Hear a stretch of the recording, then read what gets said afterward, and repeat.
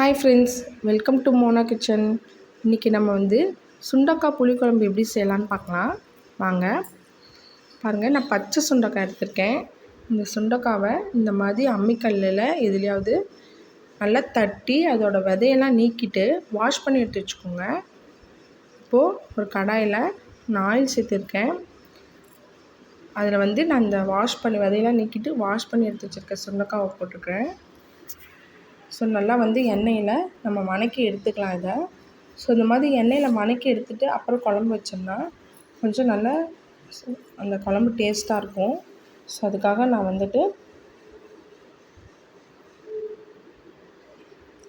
நல்லா ஒரு 2 to 3 minutes நல்லா வதக்கிட்டு எடுத்து வச்சுருக்கேன்.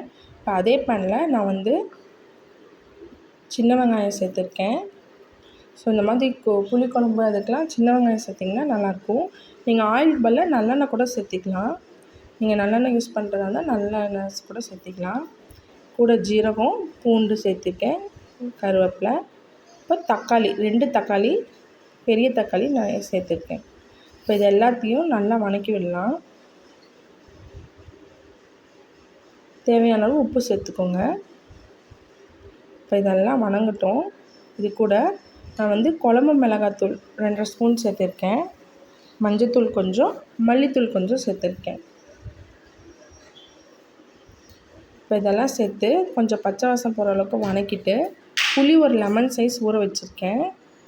இப்போ அந்த புளியை கரைச்சி அந்த தண்ணியை ஆட் பண்ணிக்கலாம். இதோட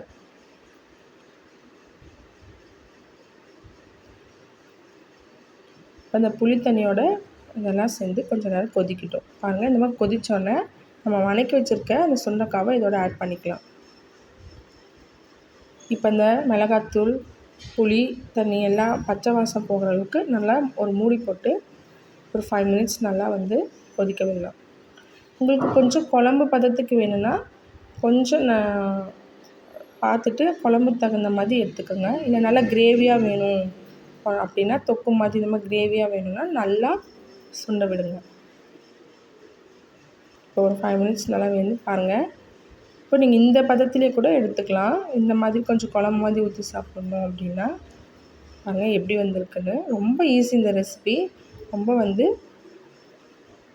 பாருங்கள், நான் கொஞ்சம் கிரேவியாட்டம் எடுத்துக்கிட்டேன். பாருங்கள் எப்படி இருக்குன்ட்டு. ஸோ சுண்டக்காய், பச்சை சுண்டக்காய் குழம்பு ரெடி ஆகிடுச்சு. ரொம்ப ஈஸியாக ரெடி பண்ணிட்டோம். இந்த சுண்டக்காய் புளிக்குழம்பு உடம்புக்கு ரொம்ப நல்லது. பாவக்காய் மாதிரி தான், வயிற்றில் இருக்க பூச்சிலாம் நீக்கும். ஆனால் கசக்காது, நல்லாவே இருக்கும் இந்த குழம்பு. இந்த டிஷ்ஷு உங்கள் வீட்டில் கண்டிப்பாக ட்ரை பண்ணி பாருங்கள். பாருங்கள் எவ்வளோ சூப்பராக வந்திருக்குன்ட்டு. இது சாப்பாட்டில், சுடு சாப்பாட்டில் போட்டு சாப்பிட்டா ரொம்ப டேஸ்ட்டாக இருக்கும். கண்டிப்பாக இதை ட்ரை பண்ணுங்கள். நம்ம சேனலை மறக்காமல் சப்ஸ்கிரைப் பண்ணுங்கள், லைக் பண்ணுங்கள், ஷேர் பண்ணுங்கள். பாய்.